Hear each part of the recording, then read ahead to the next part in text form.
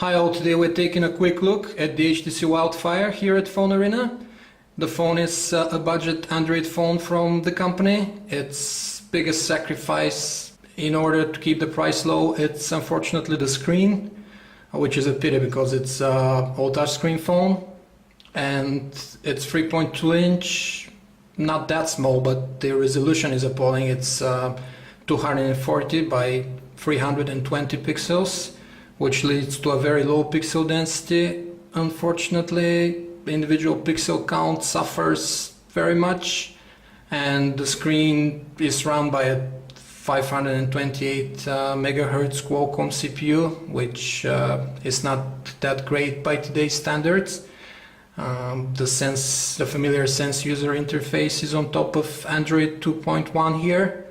It will be interesting to see how it will behave on a fairly mid-range, even lower mid-range device. If we forget about these specifications for a second though, we see that the design of the device is actually pretty interesting. It feels very solid in the hand, although it's not heavy by any means. It's chromed all around, the volume rocker here, the lock, unlock and power button on the top. There's a standard audio jack on the top as well. Everything is chromed and looks nice. The back has this soft touch coating, which is usually reserved for high-end handsets, but HTC decided to place it on the Wildfire as well.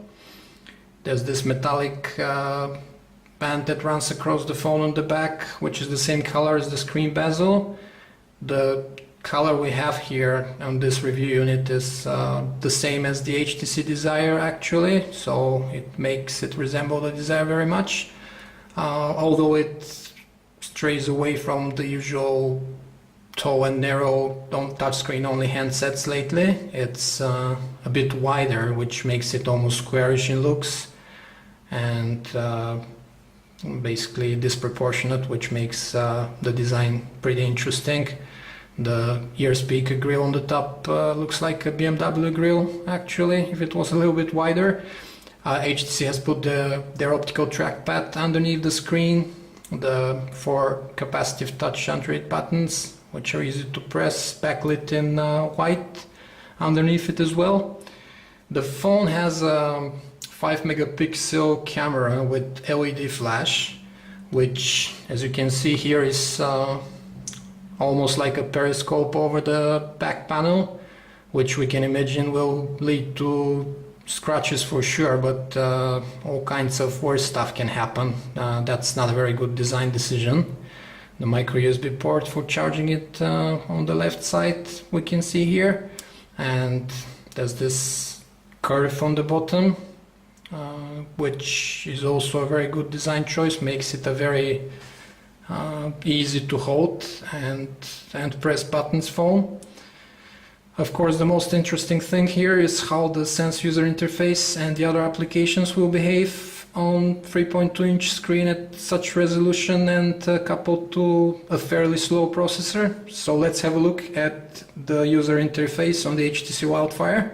You see how everything looks a bit stretched. It's not only because of the phone's proportions, but because of the low pixel density on the 3.2 inch screen, and the icon edges look jagged as well. Otherwise the experience is pretty smooth, and it's absolutely the same as in the HTC Legend or HTC Desire, so we're not gonna be reviewing it much, but it has the helicopter view we find in both handsets as well. It doesn't have live wallpapers because the hardware combination of the screen and the processor doesn't allow it. Actually, our biggest complaint with the screen and the processor is in the browser.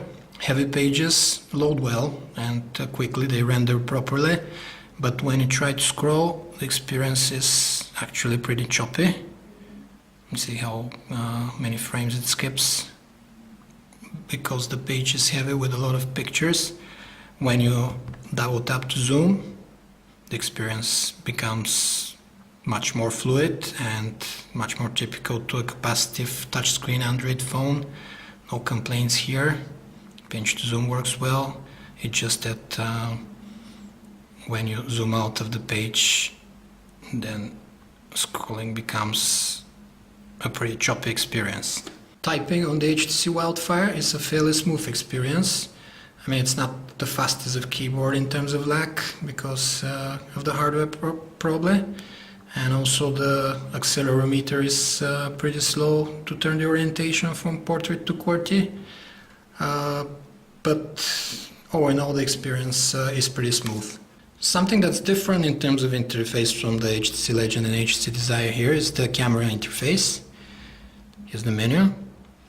On account of the fact that you have to pull this pin here always to switch from camera mode to video mode and vice versa, which is not really comfortable. The camera also doesn't have preset scene modes, although it has a lot of effects that can be added to the pictures.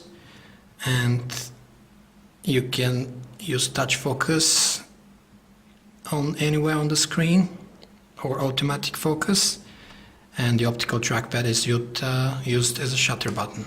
In the end, we're forced to say that there's nothing fiery or wild about the HTC Wildfire, especially in terms of specifications. It feels pretty underpowered on occasions, like in the browser scrolling heavy pages is not a smooth experience, for example. But it has a very interesting design, pretty solid build quality we've come to expect from HTC handsets. On top of that, it has a good battery life and it's fairly inexpensive. So if you're in the market for a budget Android handset to start you off with the platform, then the HTC Wildfire is a very good choice. This was a video review of the HTC Wildfire from Phone Arena.